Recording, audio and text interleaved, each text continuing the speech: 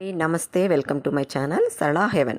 ఈరోజు నేను బెండకాయ పులుసు చేసుకుంటున్నానండి. నేను ఎలా చేసుకుంటున్నానో నా పద్ధతిలో మీకు చూపిస్తున్నాను. మీరు కూడా ఒక్కసారి ట్రై చేయండి, లైక్ చేయండి, సబ్స్క్రైబ్ చేయడం అస్సలు మర్చిపోవద్దండి.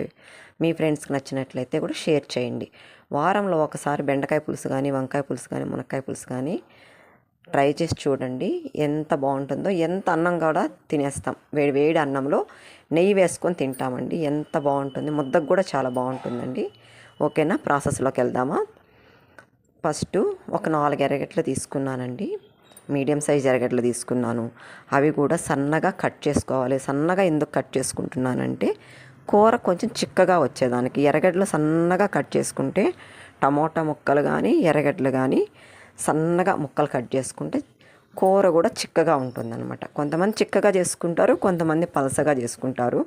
బట్ నేనంటే కొంచెం మీడియంగా చేసుకున్నాను. ఏమంటే కొంచెం నాకు రైస్లోకి వేసుకొని తినాలి, ముద్దలోకి కూడా చాలా బాగుంటుందండి కొంచెం నెయ్యి వేసుకొని తింటే. అంతేనండి. 2 టమోటాలు తీసుకున్నాను పెద్దవి. ఇవి కూడా సన్నగా కట్ చేసుకోవాలండి. ఇవి మా బ్యాచులర్స్ అయితే ఎంత ఈజీగా చేసుకోవచ్చండి.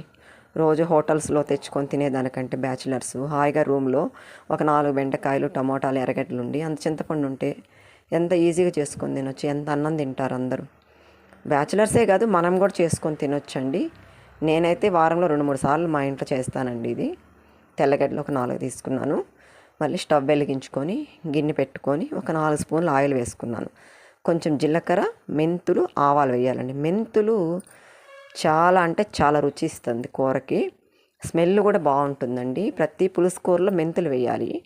మేమైతే వేసుకుంటామండి మెంతులు. ఇట్లా బాగా ఫ్రై చేసుకోవాలండి.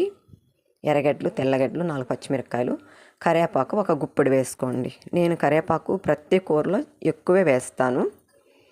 చాలా మంచిదండి కరివేపాకు ఎక్కువ వాడితే.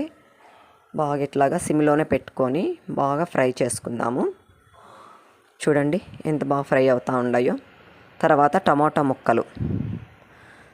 ముక్కలు కూడా వేసుకొని ఇవి కూడా గెంటితో ఫ్రై చేసుకుందామండి. సిమ్లోనే పెట్టుకొని ఫ్రై చేసుకోవాలి. బాగా ఒక 5 మినిట్స్ దాకా మగ్గనిద్దామండి సిమ్లోనే. టమాటా ముక్క మెత్తపడ్డాక అప్పుడు బెండకాయలు వేయాలి.